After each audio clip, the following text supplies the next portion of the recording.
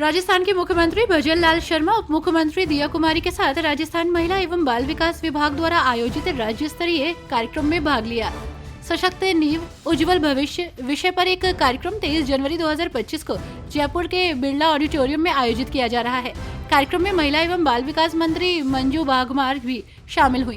दर्शकों को संबोधित करते हुए सीएम भजनलाल शर्मा ने महिला सशक्तिकरण, बाल विकास और पोषण सुरक्षा के प्रति सरकार के समर्पण पर जोर दिया। दिल्ली के पूर्व मुख्यमंत्री अरविंद केजरीवाल ने हरिनगर इलाके में एक जनसभा को संबोधित किया। उन्होंने यूपी के सीएम योगी आदित्यनाथ के आरोपों पर पलटवार किया। उन्होंने कहा कि योगी आदित्यनाथ ने दिल्ली में पावर कट लगाने का आरोप लगाया, जबकि खुद यूपी में कई घंटों तक पावर कट लगता है। योगी बताएं, यूपी में कितने घंटे बिजली आती है। शिवसेना नेता शाइना एनसी ने सैफ की चाकू मारकर हत्या के मामले में महाराष्ट्र पुलिस की ईमानदारी पर सवाल उठाने के लिए मीडिया और राजनेताओं की आलोचना की। उन्होंने कहा, सिर्फ इसलिए कि सैफ अली खान अपनी रीढ़ की हड्डी के पास से चाकू लेकर शेर की तरह चले गए और उनका 8 साल का बेटा वो गर्व से शेर की तरह बाहर निकल गया और इस बात से खुश होने की बजाय कि उसकी जान बच गई। मुझे नहीं पता कि मीडिया और राजनीतिक वर्ग के कुछ लोग पुलिस की ईमानदारी पर सवाल उठाकर क्या कह रहे हैं।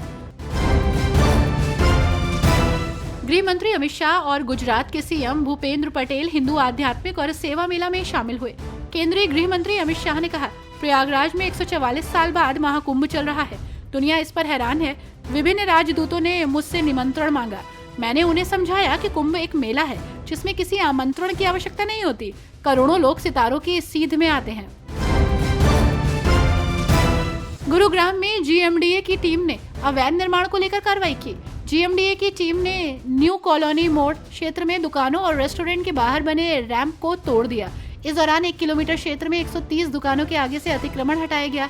बुलडोजर की इस कार्रवाई से लोगों में हड़कंप मचा हुआ है। आप नेता राघव चड्ढा ने कहा कि लोग घरों से निकलकर हमें आशीर्वाद देने आ रहे हैं। इस देश में सबसे बड़ी समस्याओं में से एक है बेरोजगारी।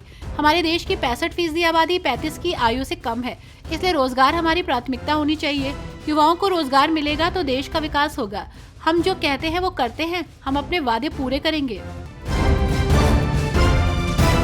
आप नेता संजय सिंह ने भाजपा के खिलाफ दिल्ली की सीएम आतिशी के आरोपों का समर्थन किया। उन्होंने पुलिस पर आप कार्यकर्ताओं पर अनुचित छापेमारी का आरोप लगाया और चुनावी प्रक्रिया की निष्पक्षता पर सवाल उठाया। ये सिर्फ आरोप नहीं है। पुलिस रात 10 बजे हमारे कार्यकर्ताओं के घरों पर छापेमारी कर रही है। वे किस आधार पर दावा कर रहे हैं कि संदिग्ध लोग प्रचार कर रहे हैं? क्या पुलिस को बिना किसी नोटिस, समन या एफआईआर के रात में किसी के घर पर छापा मारने और जांच करने का अधिकार है? त्रिपुरा के मुख्यमंत्री डॉक्टर माणिक साह ने नेताजी सुभाष चंद्र बोस की 128वीं जयंती में भाग लिया। कार्यक्रमों के हिस्से के रूप में सीएम शाह इस अवसर पर स्मृति में एक रैली में शामिल हुए।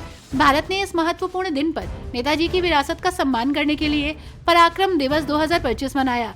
सीएम शाह ने कहा, पीएम मोदी ने 2021 में घोषणा की थी कि नेताजी सुभाष चंद्र बोस के जन्मदिन को पराक्रम दिवस के रूप में मनाया जाना चाहिए। इसलिए हम आज पराक्रम दिवस मना रहे हैं, क्योंकि ये नेताजी सुभाष चंद्र बोस की 139वीं जयंती है। आरएसएस नेता भैयाजी जोशी ने हिंदू आध्यात्मिक सेवा मेला के उद्घाटन समारोह में संबोधन के दौरान कहा कि कभी कभी हमें अहिंसा के विचार की रक्षा के लिए हिंसा का सहारा लेना पड़ता है। उन्होंने महाभारत के युद्ध का भी जिक्र किया और कहा कि पांडवों ने अधर्म को खत्म करने के लिए युद्ध के नियमों को ताक पर रख दिया है। मध्य प्रदेश के सीएम मोहन यादव ने ऐलान किया कि राज्य के 17 धार्मिक नगरों में शराबबंदी होगी। नरसिंहपुर में उन्होंने कहा कि हमारी सरकार ने संकल्प लिया है कि 17 अलग अलग धार्मिक नगरी में हम शराबबंदी करने की घोषणा कर रहे हैं। न कोई देशी और न ही कोई विदेशी, किसी तरह की शराब इन धार्मिक नगरी में नहीं मिलेगी।